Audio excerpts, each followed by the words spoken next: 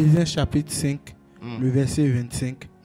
Marie, aimez vos femmes comme Christ a aimé l'Église et s'est livré lui-même pour elle, afin de la sanctifier par la parole, après l'avoir purifiée par le baptême d'eau, afin de faire paraître devant lui cette Église glorieuse, sans tache ni rite, ni rien de semblable, mais sainte et irrépréhensible.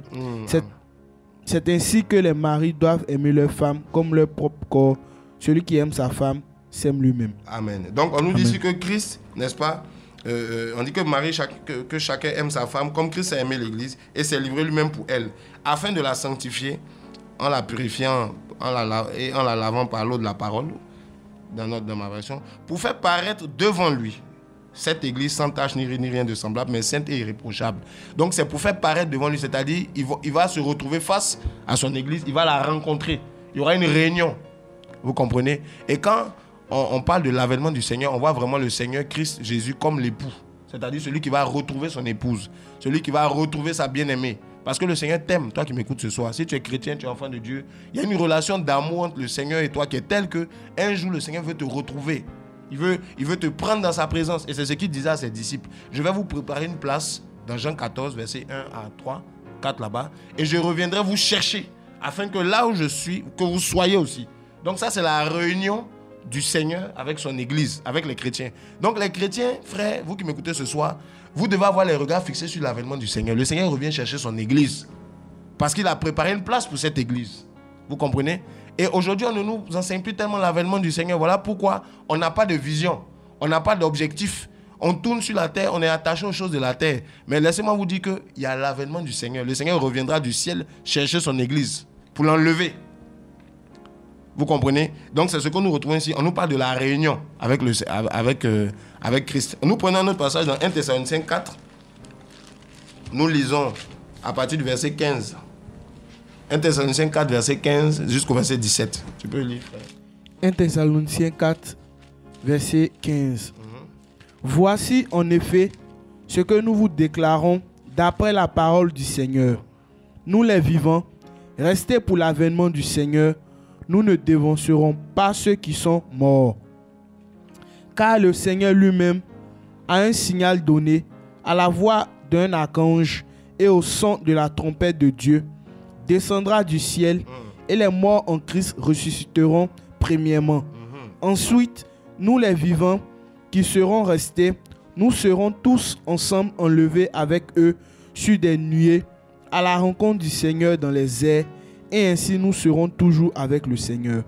Consolez-vous donc les uns les autres par ces paroles. Amen. Amen. Donc frère, dans ce passage, comme vous le voyez, on nous parle de cette réunion-là avec le Seigneur. On nous dit, Paul disait ici, l'enseignement, il disait que voici, frère, ce que nous déclarons d'après la parole du Seigneur. C'est-à-dire que Dieu avait donné ce message. Il avait donné cette parole. Il avait dit que les vivants qui allaient rester, qui seraient là pendant la période de son avènement, ces personnes-là n'allaient pas dévancer les chrétiens morts. Parce qu'il y a des chrétiens qui ont, vous savez, l'Église, c'est l'ensemble de tous les chrétiens qui ont reçu Jésus depuis le premier siècle de l'Église, c'est-à-dire depuis l'an 1, après Jésus, jusqu'à notre génération. Donc les chrétiens qui ont vécu tout au long de ces 21 siècles, si je peux dire, ces 21 siècles. Donc ces 21 siècles qui ont donné leur vie à Jésus, qui ont été persécutés, d'autres sont morts, d'autres ont été oppressés par les gens, on ne les croyait pas et tout, des martyrs.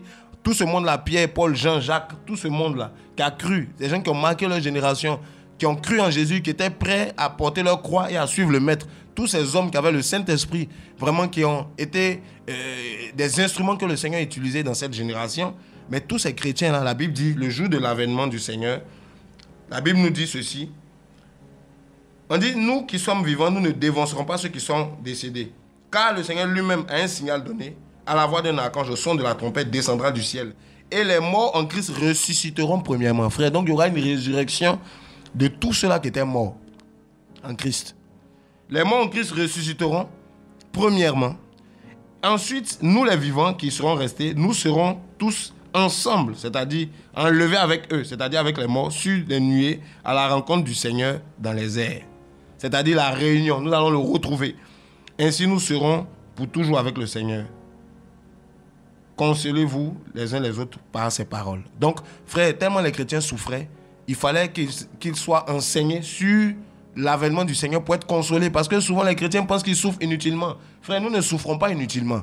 Nous ne nous privons pas des choses de ce monde inutilement. Le temps vient où nous allons rencontrer le Maître. Le temps vient où nous allons rencontrer l'époux. Le temps vient où nous allons rencontrer notre Seigneur. Frère, voilà pourquoi ne te décourage pas. Sois consolé ce soir. Même si on te critique, même si on te lapide, même si on t'a jugé, parce que Dieu t'a donné une révélation, parce que vraiment tu as fait quelque chose où on ne t'a pas compris. Frère, laisse-moi te dire, il y a un jour où tu vas rencontrer le Seigneur. Il y a un jour où le Seigneur reviendra chercher son église. Il descendra du ciel, la Bible dit, et les morts en Christ ressusciteront. Et nous qui serons vivants, c'est-à-dire les chrétiens de l'époque de l'enlèvement, ils seront enlevés ensemble à la rencontre du Seigneur. Frère, voilà notre consolation. Un jour, nous le verrons. Un jour, nous allons le rencontrer. Un jour, nous serons face à face avec lui. Parce qu'il reviendra chercher son église, sans tache ni ride. Pour l'instant, nous sommes en train de nous préparer pour l'avènement du Seigneur. Frère, voilà un peu. L'avènement du Seigneur, c'est d'abord pour l'église. C'est pour retrouver son église. C'est pour consoler les chrétiens. Il y a la consolation dans l'avènement. Parce qu'il y a tellement de combats sur la terre, frère. La vie que nous menons en Christ est une vie difficile. C'est une vie de sanctification. Parce que la Bible dit, sans la sanctification, personne ne verra Dieu. Frère, c'est une vie où on nous traite de fous. Tu es chrétien, tu es enfant de Dieu, tes amis te rejettent parce que tu es dans la vérité. Tes collègues te critiquent parce que tu ne veux pas marcher selon la convoitise de ce monde. Même ta famille te rejette. C'est dur. Frère, tu as besoin d'être consolé. Et Jésus reviendra consoler son église. Jésus reviendra consoler son peuple. Il reviendra consoler tous ceux-là qui ont mis leur foi en lui. Voilà pourquoi il ne faut pas se décourager, frère. Nous devons avoir les regards fixés sur l'avènement du Seigneur. Les disciples avaient les regards fixés. Le Seigneur leur a dit, je reviendrai vous chercher. Ne vous pressez pas. Calmez-vous. Je prépare une place. Je suis en train de prendre des dispositions. Frère, actuellement, le Seigneur est en train de prendre des dispositions pour nous. Mais imaginez-vous quelles dispositions. Depuis 2000 ans, les dispositions sont en train d'être prises. Frère, quelle disposition? Quelle préparation? Frère, ça sera glorieux. Ça sera grand. Voilà pourquoi ne te décourage pas. Toi qui as une vie de chrétien, d'enfant de Dieu, une vie de disciple, toi qui t'accroches à la vérité, ne te décourage pas. L'avènement du Seigneur, c'est pour nous. C'est pour nous consoler. C'est pour notre bien. Alléluia. Frère, donc ce soir, nous sommes en train de parler de l'avènement. Et l'avènement du Seigneur, premièrement, comme vous le voyez dans ce passage, nous parle du retour du Seigneur pour prendre avec lui son église. Pour la consoler. Pour la garder, pour la mettre à part. Il reviendra chercher une église sans tache ni rien de semblable. Voilà pourquoi nous nous préparons, nous nous sanctifions. Frère, si nous nous mettons à part, si nous nous sanctifions, si nous rejetons les choses de ce monde, si nous ne nous mélangeons pas à la vie du monde, c'est parce que nous avons un rendez-vous. C'est le rendez-vous avec Christ. C'est le rendez-vous de l'église. Donc l'avènement concerne d'abord les chrétiens, à un premier niveau, leur réunion avec le Seigneur, pour justement être consolés, pour nous retrouver avec lui. Et la Bible aussi, justement, par rapport à ce passage, parle des noces, c'est-à-dire la rencontre. Et Jésus en parle, n'est-ce pas, dans Matthieu 25, à partir du verset 1 jusqu'au verset 14, jusqu'au verset 13, pardon. On nous parle de la parabole des 10 vierges, n'est-ce pas, donc où le Seigneur disait que, justement, le royaume des cieux sera semblable à 10 vierges qui se préparaient pour la rencontre avec l'époux. Et à un moment donné, l'époux devait venir les chercher, justement. Donc, ce passage nous parle de l'enlèvement de l'église. Ce passage nous parle de l'avènement du Seigneur. L'épouse ici, ou les vierges, c'est l'église qui est en train de se préparer. Chacune devait avoir sa lampe, devait avoir son huile. Ce passage nous parle de l'avènement du Seigneur.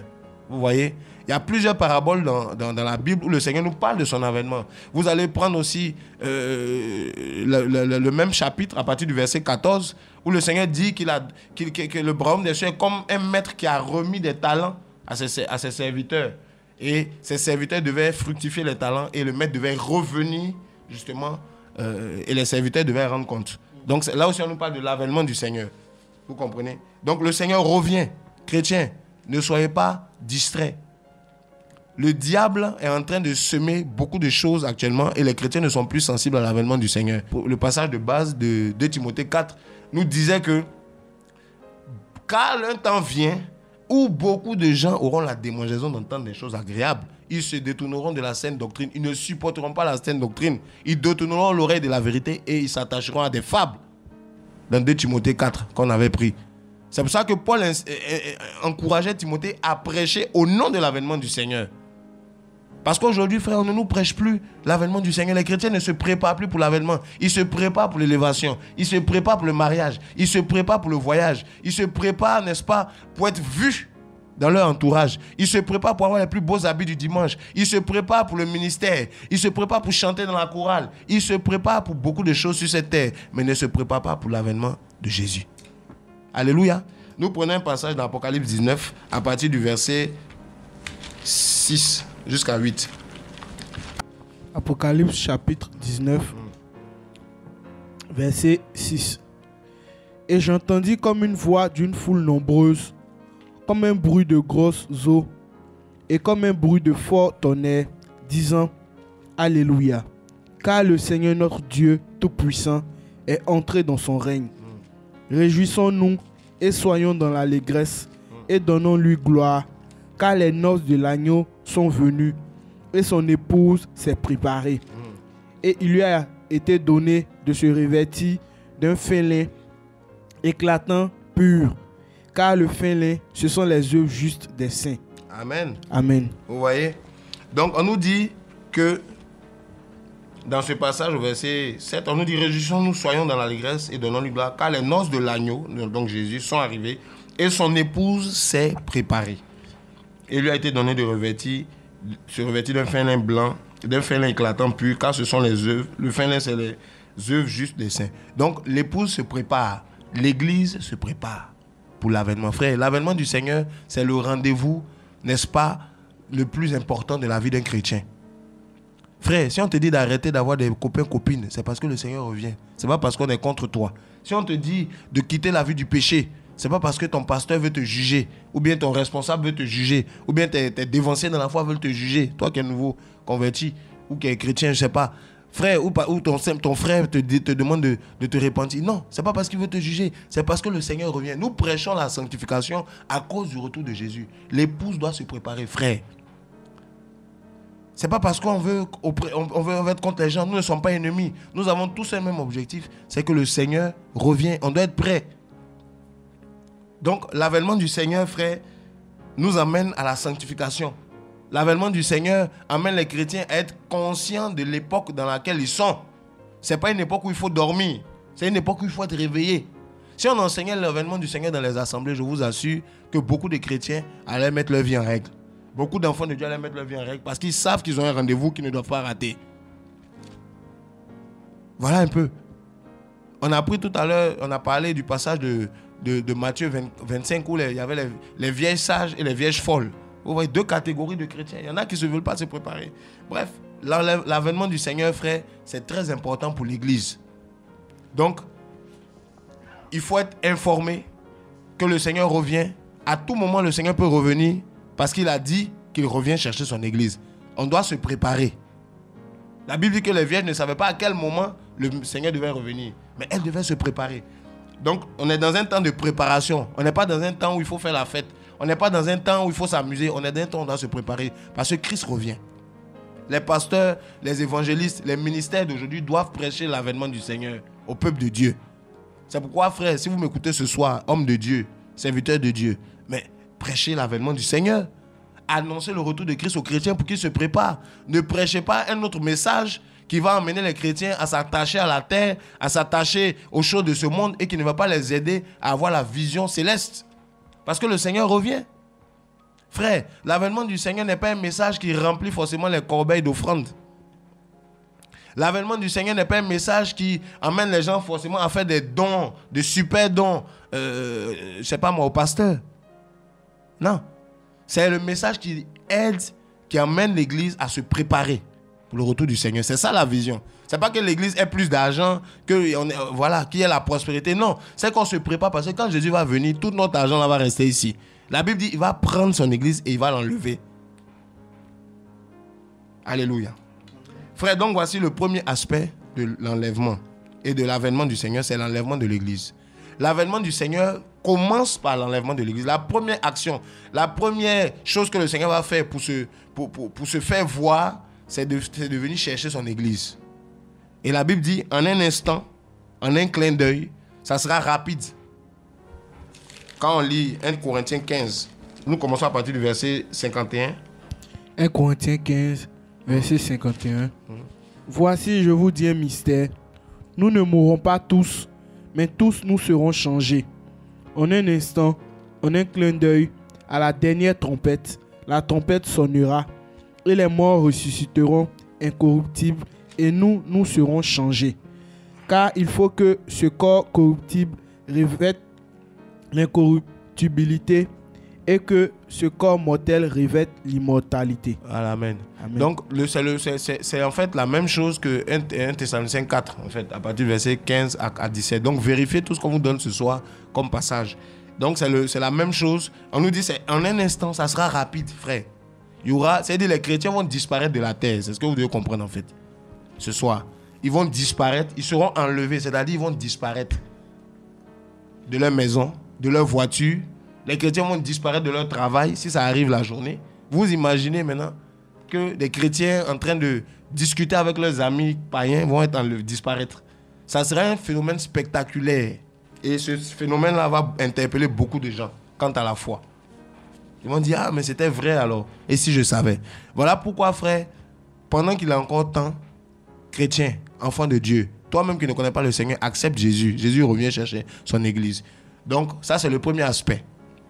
Il revient chercher son église. Pourquoi le Seigneur vient chercher son église? Nous allons prendre un passage. Nous sommes dans 1 Thessaloniciens, chapitre 5. Pourquoi est-ce que le Seigneur vient chercher son église? Nous lisons à partir du verset 1. 1 Thessaloniciens, chapitre 5, le verset 1. Pour ce qui est des temps et des moments, vous n'avez pas besoin, frères, qu'on vous en écrive. Car vous savez bien vous-même que le jour du Seigneur viendra comme un voleur dans la nuit. Quand les hommes diront paix et sûreté, alors une ruine soudaine les surprendra, comme les douleurs de l'enfantement surprennent la femme enceinte, et ils n'échapperont point.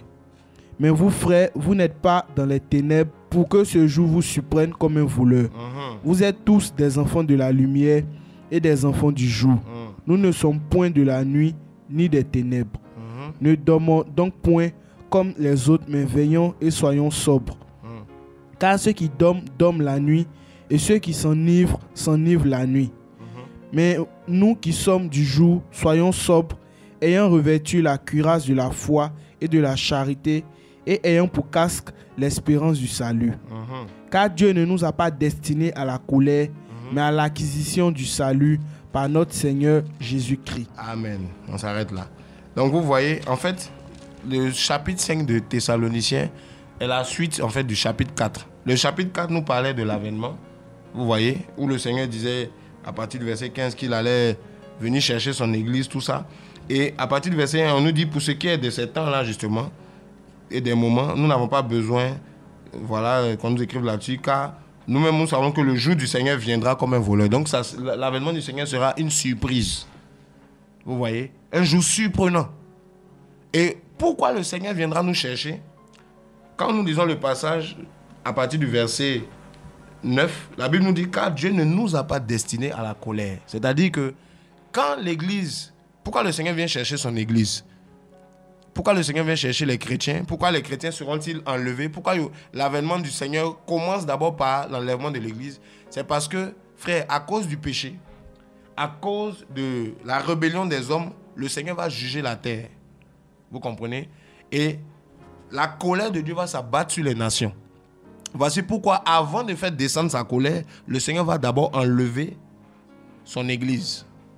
L'avènement du Seigneur va se manifester dans la première phase d'abord, où Dieu va épargner son église, va mettre l'église de côté, avant d'envoyer son jugement sur la terre. Vous comprenez? Voilà pourquoi l'avènement du Seigneur commence par l'enlèvement de l'église. Parce que beaucoup me diront, mais pourquoi le Seigneur va prendre son église, tout ça? Oui, mais c'est parce que Dieu ne nous a pas destinés à la colère, mais à la possession du salut. Donc, tous ceux qui ont la foi seront justement mis à part par Dieu, les chrétiens. Parce que la colère de Dieu, juste après, quand l'enlèvement de l'église a lieu, la colère de Dieu commence à s'abattre sur la terre. Et quand vous lisez dans l'Apocalypse, on nous parle des 7 coupes de la colère de Dieu. On en parlera quand le Seigneur permettra. Mais pour l'heure, sachant que ce qui fait que nous, chrétiens, aujourd'hui, nous sommes en train de nous préparer. Nous sommes sous la grâce. Dieu nous donne le temps de nous préparer pour l'enlèvement, de nous préparer pour les noces. Et ce temps de grâce-là fait que Dieu suspend sa colère. La colère de Dieu ne s'est pas encore abattue sur la terre. Dieu n'a pas encore commencé à juger les nations, véritablement. Mais il mettra d'abord son église à part, il va nous mettre à part et ensuite il va juger. Donc l'avènement du Seigneur commence par l'enlèvement de l'église, c'est le premier point. Pourquoi l'enlèvement de l'église? Parce que le Seigneur va épargner l'église, n'est-ce pas, du jugement que Dieu veut faire abattre sur la terre.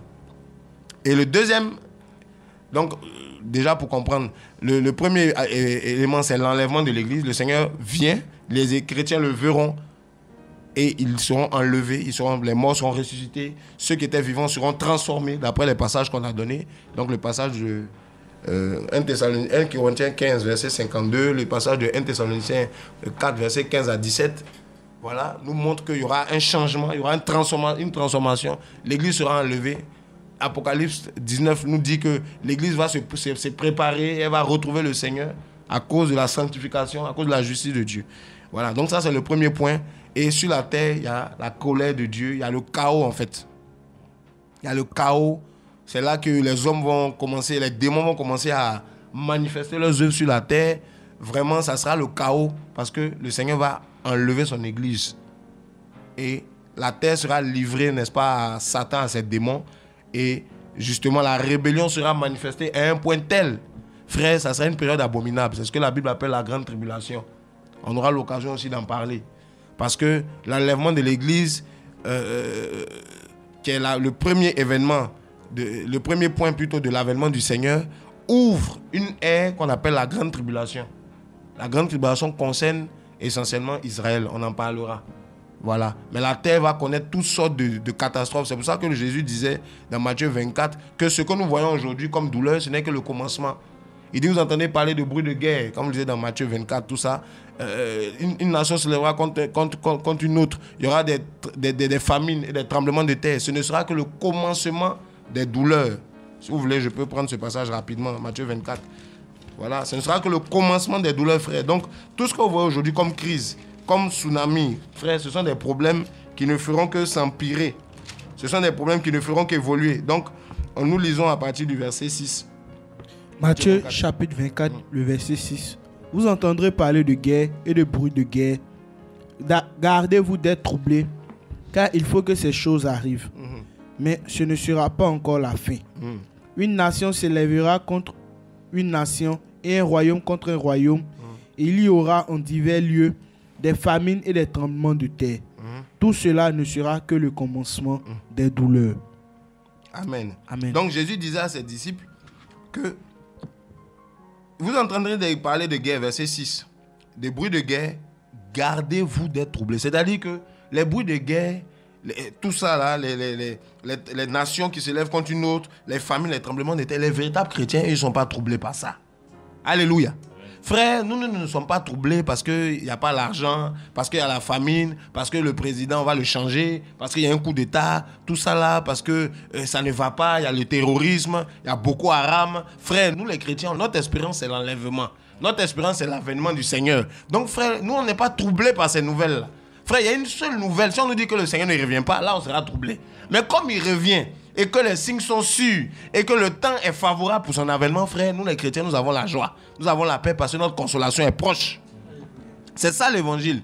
Les chrétiens qui sont aujourd'hui affectés par l'économie mondiale, affectés par les cataclysmes naturels, affectés parce que vraiment c'est difficile, parce qu'il y a des réformes au niveau du gouvernement. Frère, mais les chrétiens doivent avoir les regards fixés sur l'avènement. Mais aujourd'hui, il n'y a plus l'avènement qui est prêché. Il n'y a plus l'enseignement sur l'avènement. Voilà pourquoi beaucoup de chrétiens sont troublés. Jésus a dit à ses disciples, ne soyez pas troublés. C'est des choses qui vont arriver. Et ce ne sera même que le commencement. Donc, je disais tout à l'heure, frère, après l'enlèvement de l'église, les douleurs vont de plus en plus s'accentuer. Comme une femme enceinte. La terre va commencer à vraiment être tournée dans tous les sens. Il y aura beaucoup d'agitation, frère. Parce que le Seigneur revient. Beaucoup d'agitation. beaucoup de problèmes. Les problèmes que vous voyez aujourd'hui sont petits encore. Ce n'est que le commencement. Jésus a dit, quand vous verrez ces choses, ce n'est que le commencement. Donc frère, nous voyons le commencement des douleurs. Mais avant que les douleurs ne s'accentuent, Jésus vient enlever son église. Mais ceux qui vont rester, qui ne seront pas enlevés, qui ne vont pas veiller sur leur vie, les chrétiens qui auraient été des hypocrites, un pied dedans, un pied dehors, qui n'auront pas veillé, qui n'auront pas été des vierges sages, qui auraient été des vierges folles, qui vont rester. Ça sera une époque de douleur, frère. Une époque de tourment. Une époque difficile pour ceux qui vont rester après l'enlèvement. Amen. Donc, voici un peu. Donc, première étape, l'église enlevée pour être préservée, n'est-ce pas, de la colère. Et juste après, c'est les douleurs. Les douleurs de l'enfantement. C'est les combats. C'est vraiment la terre qui est renversée dans ses fondements. C'est des souffrances. Frère, c'est terrible. Pendant que nous sommes enlevés. Et qu'il y a la grande tribulation. Une époque de souffrance pour Israël aussi. Comme vous le savez. Et au terme de cette grande tribulation qui va durer à peu près 3 ans et demi, d'après la Bible, on en parlera, il y aura la deuxième phase de l'avènement du Seigneur, n'est-ce pas, qu'on retrouve dans Apocalypse 19, verset 11. Apocalypse chapitre 19, verset 11. Apocalypse chapitre 19, le verset 11. J'espère que vous nous suivez ce soir, frère. Puis je vis le ciel ouvert, et voici, parut un cheval blanc. Celui qui le montait s'appelle Fidèle et Véritable, et il juge et combat avec justice. Ses yeux étaient comme une flamme de feu. Sur sa tête étaient plusieurs diadèmes. Il avait un nom écrit que personne ne connaît si ce n'est lui-même. Et il était revêtu d'un vêtement teint de sang. Son nom est la parole de Dieu. Les armées qui sont dans le ciel le suivaient sur des chevaux blancs, revêtus d'un fin lin, blanc pur. De sa bouche sortait une épée aiguë pour frapper les nations. Il les pètera avec une verge de fer et il foulera la cuve du vin de l'ardente colère du Dieu Tout-Puissant. Amen. Amen. Vous voyez? Voilà. Donc, la Bible nous dit dans ce passage que Jésus reviendra. On nous parle de Christ ici, verset 11. On dit, je vis le ciel ouvert. Donc, ça, c'est la deuxième phase de son avènement. Donc, la première fois, il vient prendre son église, il repart avec elle. Pendant ce temps, il y a un chaos sur la terre, n'est-ce pas? Les nations sont complètement agitées. Vraiment, il y a la guerre, il y a les tremblements de terre, comme le Seigneur disait. Il y a le chaos sur la terre, tout ça. Et Israël sera au centre de cette agitation, comme vous le savez. Je dis que prochainement, on va plus parler d'autres éléments, notamment la grande tribulation. On parlera d'Israël. Parce qu'en ce qui concerne l'avènement du Seigneur ou le retour de Jésus, comprenez que c'est un enseignement qui parle beaucoup des temps. Vous voyez, des temps, c'est un enseignement prophétique, c'est un enseignement qui parle aussi des temps. L'avènement du Seigneur se situe dans le cadre de la fin des temps. Vous comprenez? Voilà. Donc, quand vous voyez, les apôtres ont demandé quel sera le signe de ton avènement et de la fin du monde. Donc, on parle des temps. On parle des temps de la fin. Et donc, pendant qu'il y a cette agitation sur la terre, pendant 3 ans et demi, il y aura la grande tribulation, il y aura l'homme impie qui va se manifester, le dictateur mondial, comme vous le savez, un gouverneur, un président mondial de tous les peuples. Voilà, parce qu'aujourd'hui, les hommes sont en train de s'organiser en fédération pour former un seul gouvernement, une seule armée, une seule banque. C'est l'idée de la mondialisation, de la globalisation. Et il y aura un homme, un dictateur mondial qui sera à la tête. Donc, pendant cette période-là, il y aura vraiment l'oppression sur la terre. L'homme va vouloir exercer son pouvoir, comme au temps de Nimrod. Voilà. Et les hommes seront vraiment agités. Il y aura vraiment des magouilles politiques, comme vous le voyez aujourd'hui, beaucoup d'agitation à cause du pouvoir. Les hommes sont tellement assoiffés de pouvoir. Et au temps du Seigneur, n'est-ce pas, la Bible nous dit que le ciel s'ouvrira après la grande tribulation. On dit, puis j'ai vu le ciel ouvert et voici parut un cheval blanc. Celui qui le montait s'appelle Fidèle et Véritable. Il juge et combat avec justice. Ses yeux étaient comme une flamme de feu et sur sa tête étaient plusieurs diadèmes. Il avait un nom écrit que personne ne connaît si ce n'est lui-même. Il était revêtu de vêtements teints de sang. Son nom est la parole de Dieu. Voilà. On dit les armées du ciel, les armées qui sont dans le ciel le suivaient sur des chevaux blancs revêtus d'un fin lin. Et la Bible dit, de sa bouche sortait une épée aiguë pour frapper les nations. Amen. Et il les pètera avec une verge de fer. Il les foulera la cuve du vin de l'ardente colère du Dieu vivant. Donc je vous parlais de la colère de Dieu. Il foulera la cuve de l'ardente colère. Il avait sur son vêtement et sur sa cuisse un nom écrit, Seigneur, Roi des rois et Seigneur des seigneurs. Vous voyez? Donc il va venir maintenant cette fois pour manifester la colère de Dieu. C'est pour ça que je disais tout à l'heure, avant de ce temps-là, il va d'abord lever son église parce qu'il descend pour juger les nations. Il descend pour frapper. La Bible dit, de sa bouche sortait une épée pour frapper. Donc cette fois, c'est la guerre. C'est-à-dire que, frère, ce que vous ne savez pas, vous pouvez peut-être vous ignorer, c'est qu'il y aura une guerre qui va justement avoir lieu, qui va justement marquer un tournant décisif de l'histoire des hommes. Il y aura la 3e guerre mondiale, frère. Il y aura une guerre au cours de laquelle le Seigneur descendra pour mettre fin justement à tout litige, à tout conflit. Et nous parlerons de ces choses-là. Donc l'avènement du Seigneur, c'est pour mettre fin à la guerre. Il viendra, la Bible dit, il combattra, il frappera. Nous prenons la parole même dans Zacharie chapitre 14, verset 1 à 3. On va aller jusqu'au verset 4 même. Il y aura un problème politique autour de la nation d'Israël. Frère, comme je disais tout à l'heure, Israël sera au centre. Il y aura vraiment un litige autour de la nation d'Israël qui va occasionner une guerre entre les nations et Israël. Et comme Israël est une nation qui est un peu spéciale, parce qu'elle appartient au Seigneur, ben cette guerre-là va provoquer, n'est-ce pas, la colère de Dieu. Et le Seigneur descendra pour mettre fin à cette guerre. C'est ce que la Bible nous enseigne. Donc nous lisons à partir du verset 1. Zacharie 14. Zacharie chapitre 14, le verset 1. Voici, le jour de l'Éternel arrive et tes dépouilles seront partagées au milieu de toi. Je rassemblerai toutes les nations pour qu'elles attaquent Jérusalem. La ville sera prise, les maisons seront pillées et les femmes violées. La moitié de la ville ira en captivité, mais le reste du peuple ne sera pas exterminé de la ville. L'Éternel paraîtra et il combattra ces nations comme il combat au jour de la bataille. Ses pieds se poseront en ce jour sur la montagne des Oliviers. Alléluia. Qui est vis-à-vis de Jérusalem, du côté de l'Orient. La montagne des Oliviers se fondra par le milieu, à l'Orient et à l'Occident, et il se formera une très grande vallée. Alléluia, on s'arrête là déjà, vous voyez. Donc on nous dit que Dieu va rassembler, les nations vont être rassemblées pour attaquer Israël, au verset 2. Ces nations-là vont être rassemblées pour attaquer Israël. Il dit, je rassemblerai toutes les nations pour qu'elles attaquent Jérusalem. La ville sera prise, les maisons seront pillées et les femmes violées. Donc ça sera terrible. On parlait de la grande tribulation. On parlera d'Israël prochainement. Mais c'est pour que vous compreniez déjà le contexte de la deuxième phase de l'avènement du Seigneur. On dit la moitié de la ville ira en captivité, mais le reste du peuple ne sera pas exterminé de la ville. L'Éternel maintenant paraîtra. Là, c'est parousia.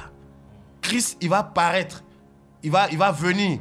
Il paraîtra et il combattra ces nations. C'est pour ça que dans Apocalypse 19, 11, on nous dit, il combattra. Il avait une épée qui lui sortait de la bouche pour frapper les nations. Et il va les combattre. Vous comprenez? Donc on nous dit, il combattra les nations comme au jour de la bataille. Ses pieds se poseront. C'est-à-dire là, il va toucher le sol. Alléluia. C'est-à-dire Jésus reviendra sur terre, frère. Est-ce que vous savez cela, vous qui m'écoutez? Ça sera à Jérusalem, là, et en Israël, la Bible dit, ses pieds se poseront sur le mont, la montagne des Oliviers. C'est-à-dire la même montagne, comme la Bible disait, on a lu tout à l'heure dans Acte 1, où les disciples étaient en train de le voir monter, c'était sur le mont des Oliviers. Alléluia. Alléluia. Alléluia. La même montagne, on dit le même Jésus que vous voyez monter de cette manière, il redescendra de la même manière. C'est ce que les anges ont dit dans Acte 1. Ça veut dire que c'est sur la même montagne. Il redescendra sur la même montagne. La Bible dit, ses pieds se poseront. Frère, c'est pour ça qu'il faut aussi méditer la parole pour savoir qu'est-ce qui est en train de se préparer. Ses pieds se poseront sur le mont des Oliviers, qui est vis-à-vis de Jérusalem, du côté de l'Orient. Et on nous dit, la montagne des Oliviers se fondra par le milieu, à l'Orient et à l'Occident. Quel retour, frère. Et il se formera une grande vallée. Une moitié de la montagne reculera vers le septentrion et une moitié vers le midi. Frère, tu peux lire le verset 5? Zacharie 14, verset 5. Vous fuirez alors dans la vallée de mes montagnes, car la vallée des montagnes s'étendra jusqu'à Hatzel. Vous fuirez comme vous avez fui devant le tremblement de terre au temps d'Osias, roi de Juda. Et l'Éternel, mon Dieu, viendra et tous ses saints avec lui. En ce jour-là, il n'y aura point de lumière, il y aura du froid et de la glace. Ce sera un jour unique, connu de l'Éternel, et qui ne sera ni jour ni nuit, mais vers le soir, la lumière paraîtra. Alléluia. Frère, c'est cette lumière que nous attendons. Jésus-Christ revient. Amen. Alléluia, frère. Amen. Donc, il va venir, frère. La Bible dit ça, c'est après l'enlèvement de l'Église, premièrement. Après la grande tribulation, Israël sera oppressé par les nations. Il y aura un conflit, un litige politique. Je vous ai dit, on va bien parler d'Israël prochainement. Mais un litige politique autour de la nation d'Israël. C'est pour ça que vous allez voir, depuis près de 20 ans, de 30 ans même, 40 ans, frère, toute l'actualité mondiale tourne autour d'Israël. Dès que vous allumez la télé, c'est conflit israélo-palestinien, israélo-ceci. Israël est au centre de l'information parce que Israël est un signe que Dieu nous montre pour que nous puissions discerner le temps. La nation d'Israël n'est pas une nation comme les autres. Le Seigneur a les yeux sur Israël. Voilà pourquoi il y a autant. Un petit terrain qui ne fait même pas, je ne sais même pas combien de mètres carrés là, frère. Les gens se battent dessus. Personne ne veut laisser cette nation-là évoluer parce que spirituellement, il y a des enjeux. Le diable sait que Jésus va mettre les pieds là-bas. Il va annexer le terrain. Mais frère, il ne peut pas annexer ce territoire-là. Alléluia. Frère, la Bible dit que l'Éternel, verset 5, on dit « Et l'Éternel, mon Dieu, viendra et tous ses saints avec lui. » Donc, la première fois, Jésus vient enlever son église qui part. Quand l'église sera enlevée, tout de suite, les chrétiens seront avec le Seigneur. Ils vont passer au tribunal de Christ, véritablement. Chacun sera récompensé en fonction de l'œuvre qu'il aura fait, tout ça. On ne va pas tellement s'attarder dessus. Mais il y aura la période de la tribulation, la grande tribulation. Et le Seigneur revient. La Bible dit que les armées des cieux étaient avec lui. Quand on a lu dans Apocalypse 19, verset 11, il revient pour juger, il revient pour faire la guerre. Il revient pour confronter les nations. Il y aura une guerre, une grande guerre, un conflit mondial à cause d'Israël. Frère, il y aura des alliances de nations. Il y aura des alliances des peuples autour de la nation juive. Vous voyez déjà aujourd'hui le réveil des nations arabes. Ça a déjà commencé. Avec tous les pays qui sont autour, qui sont en train de faire la guerre à Israël et qui n'arrivent pas à vaincre Israël. C'est terrible ce qui se passe actuellement. C'est comme Dieu soutient une nation. Tout le monde entier est en train de s'agiter autour de cette nation. Vous voyez? Et il y aura cette guerre, il y aura cette tension-là, et la guerre va commencer, et le Seigneur va descendre, c'est lui qui va combattre, c'est lui qui va mettre fin à cette guerre. Donc ça, c'est la deuxième phase de l'avènement de notre Seigneur Jésus. Frère, il vient maintenant pour mettre fin aux nations. Les problèmes politiques, démocratie, monarchie, frère, tout ce qu'on en voit, je dictate, il va venir mettre fin à tout ça. Il va briser les nations. Frère, voici un peu. Il va briser les nations. Et il va installer son royaume. Donc la deuxième phase de l'avènement du Seigneur, parce que dans le même avènement, l'avènement ici s'opère sur une période assez déterminée, c'est-à-dire qu'il commence l'avènement avec l'enlèvement de l'Église et qui prend son effet global ou son effet véritablement avec le Seigneur qui revient pour mettre fin à la guerre, la troisième guerre mondiale ou la guerre d'Armageddon, comme la Bible l'appelle. On aura l'occasion de développer tout cela, véritablement. Donc, la deuxième phase, c'est pour mettre fin à la guerre et c'est pour installer son royaume. Instaurer le millénium. Vous comprenez? Et quand nous prenons la parole de Dieu dans l'Apocalypse, là-bas, que nous étions en train de lire, Apocalypse 19, nous étions en train de lire à partir du verset 11. Apocalypse 19, verset 11. Puis je vis le ciel ouvert, et voici parut un cheval blanc. Celui qui le montait s'appelle fidèle et véritable, et il juge et combat avec justice. Ses yeux étaient comme une flamme de feu. Sur sa tête étaient plusieurs diadèmes. Il avait un nom écrit que personne ne connaît si ce n'est lui-même. Et il était revêtu d'un vêtement teint de sang. Son nom est la parole de Dieu. Les armées qui sont dans le ciel le suivaient sur des chevaux blancs, revêtus d'un fin lin blanc pur. De sa bouche sortait une épée aiguë pour frapper les nations. Il les pètera avec une verge de fer et il foulera la cuve du vin de l'ardente colère du Dieu Tout-Puissant. Il avait sur son vêtement et sur sa cuisse un nom écrit « Roi des rois et Seigneur des seigneurs ». Et je vis un ange qui se tenait dans le soleil Et il cria d'une voix forte, disant à tous les oiseaux qui volaient par milieu du ciel, venez, rassemblez-vous pour le grand festin de Dieu, afin de manger la chair des rois, la chair des chefs militaires, la chair des puissants, la chair des chevaux et de ceux qui les montent, la chair de tous, libres et esclaves, petits et grands.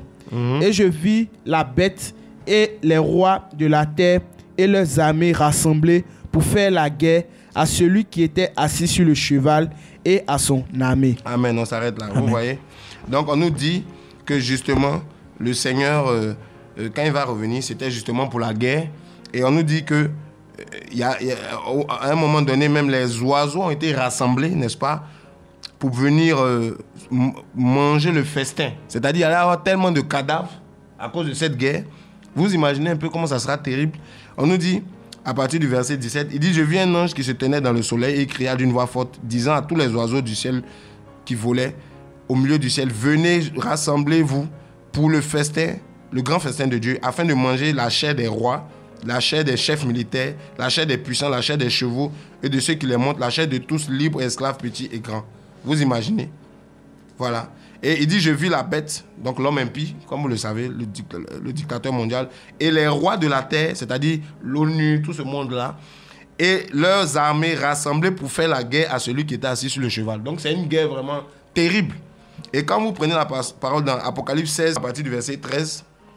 Apocalypse chapitre 16, le verset 13. À 16, ouais. Et je vis sortir de la bouche du dragon et de la bouche de la bête et de la bouche du faux prophète 3 esprits impurs semblables à des grenouilles.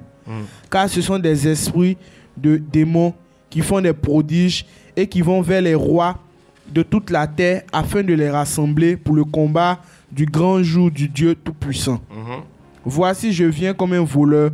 Heureux celui qui veille et qui garde ses vêtements, afin qu'il ne marche pas nu et qu'on ne voit pas sa honte. Il les rassemblait dans le lieu appelé en hébreu Armageddon. Amen. Donc Amen. Voilà pourquoi on appelle cette guerre la guerre de l'Armageddon. Frère, dans la Bible, quand vous voyez bataille de l'Armageddon, vous voyez Armageddon, ça parle de la 3e guerre mondiale. Ça parle de cette guerre, frère, qui est en train de se préparer, n'est-ce pas, autour de la nation d'Israël. Comme vous le voyez, il y a tellement de tensions dans cette zone de la terre, là. Vraiment, politiquement parlant, stratégiquement parlant, géographiquement parlant, il y a trop de choses qui se passent là-bas. Et frère, cette zone est une zone très sensible et nous voyons cette guerre qui se prépare déjà. La Bible dit maintenant qu'il y avait des démons qui étaient derrière cette guerre. Il dit, je vis sortir de la gueule du dragon. Le dragon ici, c'est Satan, d'après Apocalypse 12, comme vous le savez. Je vis le dragon. Il dit, je vis la bête. La bête, comme vous le savez, c'est aussi le dictateur mondial. Il dit donc, je vis sortir de la gueule du dragon, de la gueule de la bête et de la bouche du faux prophète. Parce que sachez que cette guerre aura un caractère religieux. Parce qu'il y a un faux prophète, il y a de faux hommes de Dieu, il y a des faux messagers de Dieu qui vont se lever, n'est-ce pas, de faux, des collaborateurs de Satan. Ici, on nous parle du faux prophète, c'est-à-dire la fausse religion. Voilà. Et puis, on nous parle aussi de la bête, l'homme politique. Satan va utiliser un homme politique influent. Il va utiliser aussi un homme religieux ou bien un homme, un faux prophète, quelqu'un qui va égarer les nations. Et aujourd'hui, quand vous regardez un peu ce qui se passe autour de la papauté, frère, vous voyez bien qu'il y a un problème. Vous voyez bien qu'il y a l'influence mondiale qui ne conduit pas les gens à Christ, qui ne conduit pas les gens à la vérité, mais qui conduit les gens dans la politique, qui conduit les gens à autre chose.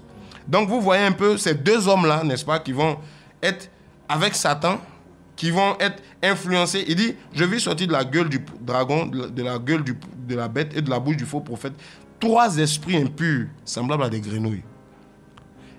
Car ce sont des esprits de démons, frère, vous voyez, qui font des prodiges et qui vont vers les rois de la terre pour les rassembler pour le jour du combat, du grand jour de Dieu Tout-Puissant. Donc derrière cette guerre, il y a 3 grands démons, frère, qui vont vers les rois de la terre, c'est eux qui les rassemblent.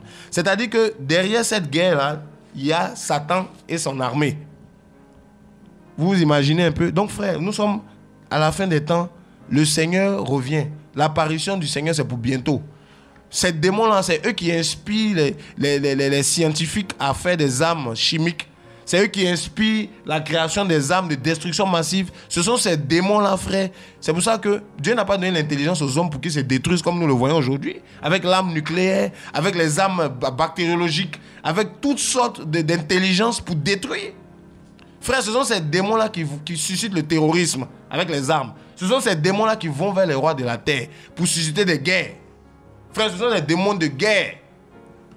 Ce sont des démons guerriers. Et actuellement, les démons guerriers, c'est pour ça qu'il y a beaucoup de sang qui coule comme ça. Vous ne voyez pas comment la terre est sous l'emprise de ces 3 démons qui commencent à se manifester de plus en plus. Et on dit que ces démons sortaient de la gueule du dragon, de la gueule du prophète, faux prophète, et de la gueule de la bête. C'est-à-dire que ces démons-là aussi avaient un message. Ils sortaient de la gueule, c'est-à-dire que c'était par des messages qui incitaient à la violence, des décisions politiques, pour parler, mais pour emmener la guerre. Frère, regardez toutes les réunions aujourd'hui. On dit on cherche soi-disant la paix. Mais c'est la guerre qui est manifestée. Frère, vous ne voyez pas les démons, comment ils agissent?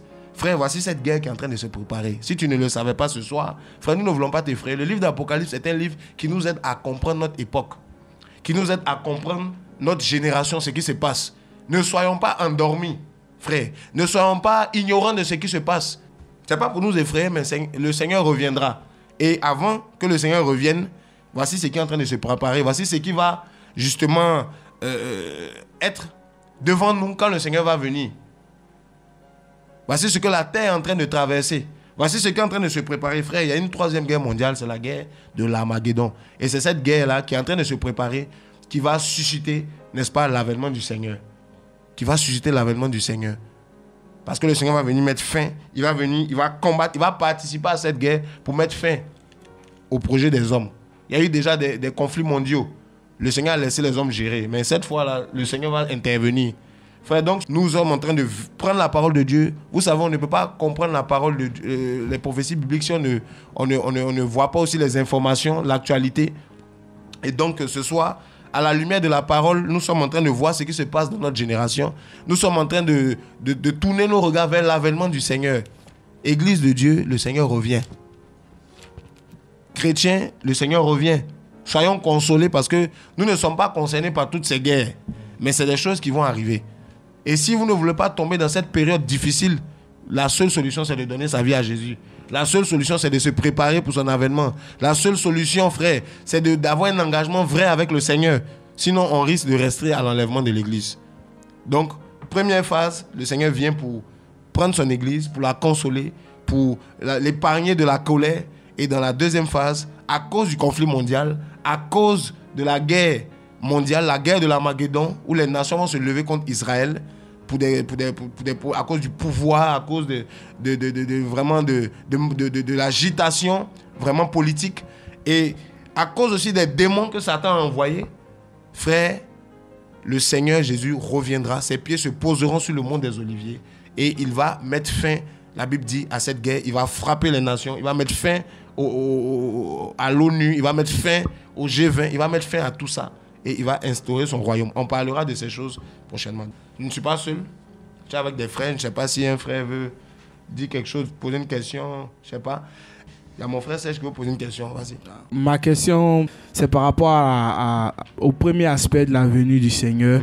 Ça veut dire pour enlever son église. Je voudrais savoir, est-ce que lors de cette apparition-là, tout le monde le verra ou ça sera que l'église. Ok, donc très bonne question effectivement. La Bible nous parle de l'apparition du Seigneur d'abord pour son église. Donc ça sera dans l'intimité d'abord. Ça sera pour l'église du Seigneur. C'est la deuxième phase de l'avènement qui sera pour toutes les tribus de la terre. Donc la première phase, ça sera pour l'église seulement. C'est pour ça que la Bible nous dit, il ne va même pas se poser sur la terre. La Bible dit dans 1 Thessaloniciens 4, 5, 15 à 17 que nous irons à la rencontre du Seigneur dans les airs. Alors que la deuxième phase, ses pieds se poseront, comme on l'a vu dans Zacharie 14, ses pieds se poseront sur le mont des Oliviers. Donc la première phase de l'avènement du Seigneur, c'est vraiment quelque chose qui concerne l'église. C'est l'église qui va voir, c'est l'église qui sera enlevée. Et la deuxième phase, justement, là, tout œil, c'est-à-dire les nations, tout le monde le verra venir poser ses pieds sur la terre. Donc c'est un peu ça. Amen. Merci. Amen. Donc frère, c'est un peu l'enseignement de ce soir. C'est vrai que souvent nous crions C'est vrai que nous crions, mais nous devons aussi enseigner la vérité, enseigner la doctrine. La Bible nous parle de l'avènement du Seigneur. Et nous revenons donc sur notre passage de base, 2 Timothée 4, à partir du verset 1 jusqu'au verset 6. Nous terminons par là. 2 Timothée 4. Chapitre 4, verset 1. Je t'en conjure devant Dieu et devant Jésus-Christ, qui doit juger les vivants et les morts, et au nom de son apparition et de son royaume, prêche la parole, insiste en toute occasion, favorable ou non, reprend, censure, exhorte avec toute douceur et en instruisant. Car il viendra un temps où les hommes ne supporteront pas la saine doctrine, mais ayant la démangeaison d'entendre des choses agréables, ils se donneront une foule de docteurs selon leurs propres désirs, détourneront l'oreille de la vérité et se tourneront vers les fables. Mais toi, sois sobre en toutes choses, supporte les souffrances, fais l'œuvre d'un évangéliste, remplis bien ton ministère. Amen. Amen. Voilà. Donc, frères, c'est ce que nous essayons de faire à cause de l'avènement du Seigneur. Ce soir, donc, c'est l'avènement du Seigneur. Nous croyons que le Seigneur nous permettra de poursuivre encore prochainement avec plus de passages. Nous parlerons vraiment de cela en profondeur encore. Voilà. Donc, vraiment, soyez encouragés. Vraiment, ne recherchez pas des doctrines, des choses agréables. Recherchez la vérité. N'ayez pas la démangeaison d'entendre des choses agréables. Ce soir, ce n'est pas pour vous faire peur, ce n'est pas pour vous effrayer. C'est pour simplement, frère, connaître, n'est-ce pas, les choses qui doivent venir, les choses qui doivent arriver.